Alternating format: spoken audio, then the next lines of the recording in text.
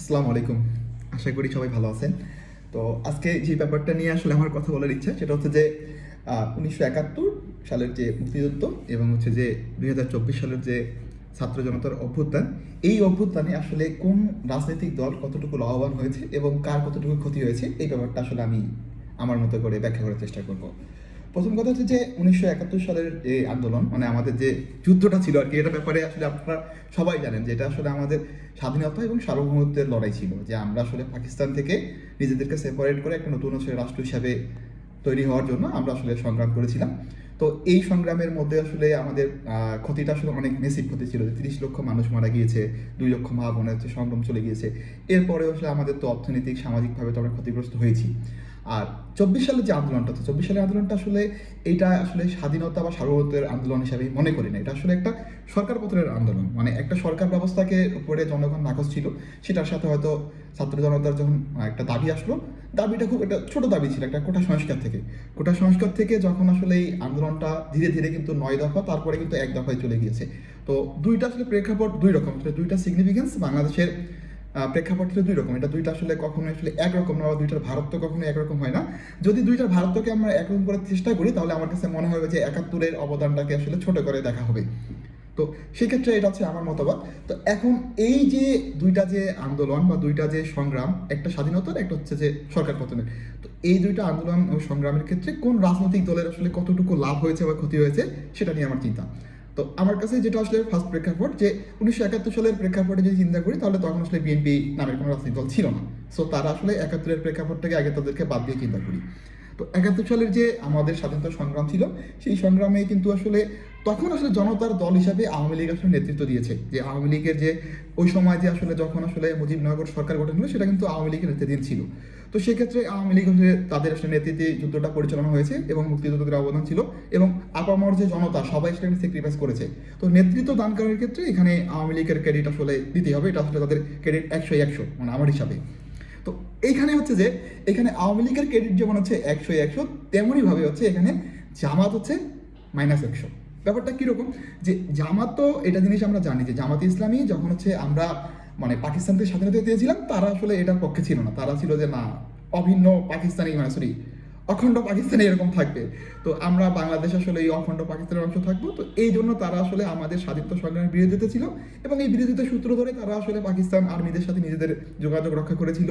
এখান থেকে আল বদর, আল শামস বা রাজাকার যারা ছিল, তারা আসলে মুক্তিযোদ্ধাদের ব্যাপারে বিভিন্ন তথ্য বা ধরে নিয়ে যেও তারা হচ্ছে মানে পাকিস্তানি আর্মিদের সহযোগিতা করছে, যেটা আসলে পাকিস্তানি আর্মিদের বাংলাদেশের মানুষদের আসলে ক্ষতি করার ক্ষেত্রে আরও একটা ভালো সহায়ক হিসাবে কাজ করেছে। মানে নিজের ঘরে যদি শত্রু থাকে, এই ব্যবস্থাটা এরকম হয়।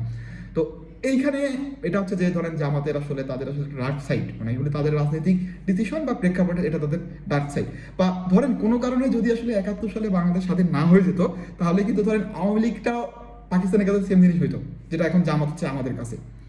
তো এই ব্যাপারটাকে দেখুন, আমি যদি এখন চিন্তা করি যে এখানে বিএনপির আসলে কোনো তো অবদান নাই, যে ব্যাপারটা হচ্ছে, কারণ বিএনপি তখন রাজনৈতিক দল হিসেবে অবদান নাই, কিন্তু বিএনপির যে প্রতিষ্ঠাতা, যে জিয়াউর রহমান, উনি হচ্ছে আমাদের সেক্টর কমান্ডার ছিলেন। উনি একজন তর্ক সাপেক্ষে স্বাধীনতার ঘোষক। তো এইসব ব্যাপারে তার একটা অবদান আছে। তো আমি যদি চিন্তা করি যে ১৯৭১ সালের যুদ্ধের পরে বাংলাদেশের রাজনৈতিক দলগুলো কে কত মার্ক পাবে, এটা জাস্ট আমার এস্টিমেশন। ধরেন আমি আওয়ামী লীগকে দিব ১০, ১০-এ ১০। তো জামাতকে এই ক্ষেত্রে হচ্ছে তারা হচ্ছে -১০, মানে -10 তারা পাবে। আর বিএনপি রাজনৈতিক দল হিসেবে ছিল না, বাট বিএনপির যেহেতু মানে তাদের যে প্রতিষ্ঠাতা উনি জিয়াউর রহমান, উনি যেহেতু হচ্ছে আমাদের স্বাধীনতা সংগ্রামের সাথে সম্পৃক্ত ছিলেন, এবং বিএনপির অনেক আসলে বিএনপির মধ্যে অনেক মুক্তিযোদ্ধা আছেন এখনো, বা বেঁচে আছেন, বা তারাও পরবর্তীতে বিএনপিতে যোগদান করেছেন। তো এই হিসাবে আমি বিএনপিকে দিব ২ মার্ক। ব্যাপারটা হচ্ছে আমার এখানে যে আওয়ামী লীগ হচ্ছে ১০, জামাত হচ্ছে -১০, এবং হচ্ছে বিএনপি হচ্ছে ২। এখন আমি যদি ২৪-এর আন্দোলনের প্রেক্ষাপটটা বলি, যে ২৪-এর আন্দোলনটা শুরুটা, মানে ব্যাপার হচ্ছে যে অনেকে বলে না যে সুই হয়ে ঢুকে খাল হয়ে বের হয়ে, ব্যাপারটা এরকম ছিল। যে ছাত্ররা প্রথমে আন্দোলনটা শুরু করেছিল যে কোটা সংস্কার নিয়ে, যে তারা দাবি করতেছিল যে আমাদের যে একটা কোটাতে একটা বৈষম্য হচ্ছে, এটা যাতে না হয়। তো এই জিনিসটা আসলে যদি ধরেন আওয়ামী লীগ যদি এই জিনিসটাকে যদি, মানে আওয়ামী লীগের সরকার ওই সময় যেটা মেনে নিত, যে ঠিক আছে তোমাদের দাবির সাথে আমরা একমত, তাহলে কিন্তু এই ছাত্র জনতার অভ্যুত্থানটা আসলে হয় না। বাট আমার কাছে মনে হয় যে আওয়ামী লীগের রাজনৈতিক ভুলটা এখানে, যে তারা ধরে নিয়েছিল যে আসলে তাদের তো সবকিছু তাদের নিয়ন্ত্রণে আছে, তারা যেটাই বলবে আসলে ওইটাই জনগণ মেনে নিবে। কিন্তু ব্যক্তি পর্যায়ে বা জনগণ পর্যায়ে যে তাদের ক্ষোভটা ছিল, তারা আসলে এই জিনিসটাকে আসলে ধরতে পারেনি। এর মধ্যে তাদের আরও ম্যাচ ফায়ার করে তাদের ছাত্রলীগ বা হচ্ছে তাদের যে পুলিশ প্রশাসনকে ব্যবহার করে সাধারণ ছাত্রদের উপরে যে তারা যে নির্যাতন করেছে, হত্যা করেছে, এটার কারণে আসলে আওয়ামী লীগ পুরোটা ব্যাকফুটে চলে যায় এবং যার মানে কারণেই আসলে আওয়ামী লীগ সরকার পতন হয়। বাট যদি আওয়ামী লীগ যদি প্রথমেই যদি আসলে দাবিটা মেনে নিত, তাহলে কিন্তু এই জিনিসটা আসার কোনো চান্স ছিল না। এখন এই ক্ষেত্রে আমি আগেই বলে নিয়েছি যে আমার কাছে স্বাধীনতা সংগ্রামের সাথে একাত্তরের সাথে 24-এর আসলে সম্পৃক্ততা আসলে আমি মিলাই না, মানে দুইটা আসলে সমান কোনোভাবে হইতে পারে না। তো আমি যদি ধরি যে ওই ক্ষেত্রে যে আপনার আওয়ামী লীগ যদি হচ্ছে ওখানে মানে মুক্তিযুদ্ধে অবদান রাখার জন্য তারা যদি হচ্ছে যে 10 পায়, তাহলে আমি বলবো যে এখানে তারা হচ্ছে -5 24-এ এসে। তো তারা আগে ছিল +10, এখন তাদের হচ্ছে -5, তাহলে হচ্ছে তাদের হচ্ছে +5। এখন জামাত যেহেতু হচ্ছে যে স্বাধীনতা সংগ্রামের জন্য 1971 সালে আমার কাছ থেকে -10 পেয়েছে, তো আমি একটা জিনিস হচ্ছে যে আমার কাছে যেটা মনে হয় বা মনে হয়েছে যে আন্দোলনটা আসলে ছিল যে সরকার পতনের দিকে প্রথমত ছিল না। তো এইটা আসলে হয়তো বা বিএনপি বা জামাত বা অন্যান্য রাজনৈতিক দল তারা তো চাচ্ছিল যে আওয়ামী লীগ ক্ষমতা থেকে সরে যায়। তো তারা আসলে কাইন্ড অফ একটা প্র্যাকটিস ম্যাচ খেলতে এখানে এসেছিল যে ছাত্র জনতার সাথে তারা তাদের সমর্থন দিবে। তো এইটা পরবর্তীতে তারা ছাত্র জনতা এবং রাজনৈতিক দলগুলো বাকি সবাই সেটা কানেক্টেড হয়ে গেছে, যার কারণে সরকারের পতনটা হয়ে গেছে। তো এইখানে এই আন্দোলনে যেমন ছাত্র জনতার অবদান রয়েছে, এমনি হচ্ছে এখানে বিএনপি বলেন বা জামাত বলেন, এদেরও কিন্তু অবদান আছে। তো আমার কাছে যেহেতু আমি হচ্ছে আওয়ামী লীগকে এই ম্যাসাকারের জন্য দায়ী হিসাব করে তাদেরকে আমি -5 দিচ্ছি, তাহলে সেই হিসাবে আমি বিএনপিকে দিব এখানে +5 এবং জামাতকে দিব আমি +5। তাহলে মার্কটা হচ্ছে কি যে 71 সালে অবদান রাখার জন্য আমার কাছ থেকে আওয়ামী লীগ পেয়েছিল +10। এরপরে তারা এবার যেহেতু 24-এর অভ্যুত্থানের পরে তারা পাচ্ছে -5, তাহলে তাদের হচ্ছে মার্কিং হচ্ছে 5। এবং হচ্ছে বিএনপির মার্কিং ছিল স্বাধীনতা সংগ্রামের সময় তাদের দল ছিল না, কিন্তু তাদের হচ্ছে নেতা ছিল, তাই তাদেরকে আমি 2 দিয়েছি এবং এবার তারা 5 পাচ্ছে, তাহলে হচ্ছে তারা 7। এবং জামাত আগে ছিল হচ্ছে -10, এবার যেহেতু তারা 5 পাচ্ছে আমার কাছ থেকে, তাহলে তারা এখনো কিন্তু -5।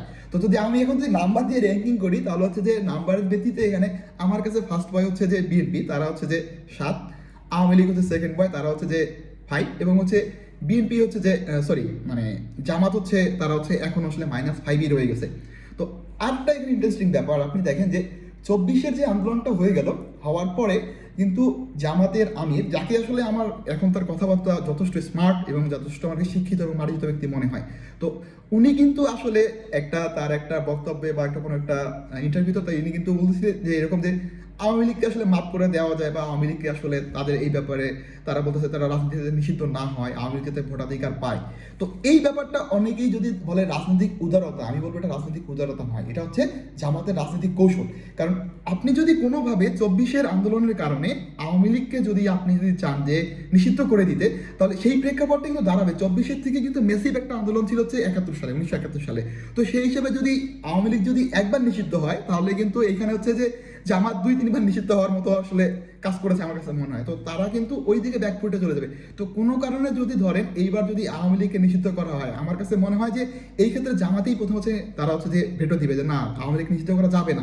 কারণ কোনোভাবে আওয়ামী লীগকে নিষিদ্ধ করার প্রশ্ন আসলে পরবর্তীতে অন্য কোনো সরকার এসে যে জামাতকে নিষিদ্ধ করবে না, তার কিন্তু কোনো গ্যারান্টি নাই। আওয়ামী লীগ কিন্তু আমাদের সময় এই জিনিসটা তারা ট্রাই করে গেছে, পারে নাই। তো আওয়ামী লীগের মতো একটা ক্ষমতাসীন দল যারা প্রায় 15.5 বছর ক্ষমতায় ছিল, তারা ওই অবস্থায় থেকে যখন তারা আসলে আপনার জামাতকে নিষিদ্ধ করতে পারেনি পুরোপুরি, মানে তারা লাস্টের দিকে ঘোষণা দিয়েছিল, বাট ওটা তো আসলে কার্যকর হওয়ার কোনো সুযোগ পায়নি। তো সেখানে আমার কাছে মনে হয় না যে আওয়ামী লীগকে আসলে নিষিদ্ধ করা বাংলাদেশের বর্তমান প্রেক্ষাপটে অন্যান্য রাজনৈতিক দলের পক্ষে সম্ভব, বা তারা করবে না। কারণ আসলে ব্যাপার হচ্ছে যদি কোনোভাবে আওয়ামী লীগকে নিষিদ্ধ করা যায়, তাহলে কিন্তু তখন আবার হচ্ছে যে আমাদের মনে এই দাবিটাও আসতে পারে যে আওয়ামী লীগ কিন্তু 24-এর কারণে নিষিদ্ধ হয়, তাহলে 71-এর কারণে কিন্তু হচ্ছে যে নিষিদ্ধ হওয়া উচিত হচ্ছে জামাতের। তো এই ব্যাপারটা হচ্ছে যে এখন তাহলে কি এই যেটা প্রেক্ষাপটে দেখেন আওয়ামী লীগের একটা ব্যাড সাইড হয়ে গেল 24-এ, তারা 71-এর যারা তারা বীর ছিল, তারা হচ্ছে যে 24-এ তারা আসলে তারা ভিলেন হয়ে গেছে।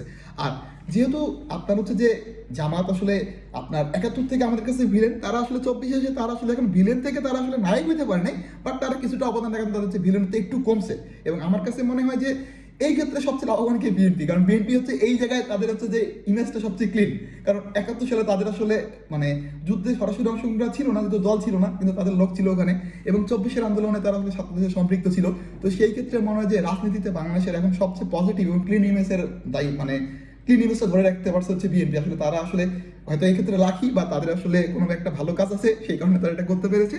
তো এটা হচ্ছে আমার আসলে বর্তমানে মনে হচ্ছে যে 1971 সালে, এই 71 থেকে 24-এর প্রেক্ষাপটে এখন পর্যন্ত হচ্ছে যে মনে হচ্ছে যে রাজনৈতিকভাবে আসলে দুইটা আন্দোলনেই বিএনপি হচ্ছে লাভবান হয়েছে, এবং হচ্ছে ক্ষতি আসলে সবচেয়ে বেশি জামাতের হয়েছে, এবং যে ক্ষতিটা আওয়ামী লীগের হওয়ার কথা ছিল না, সে আওয়ামী লীগের সেই ক্ষতিটা এবার হয়ে গিয়েছে।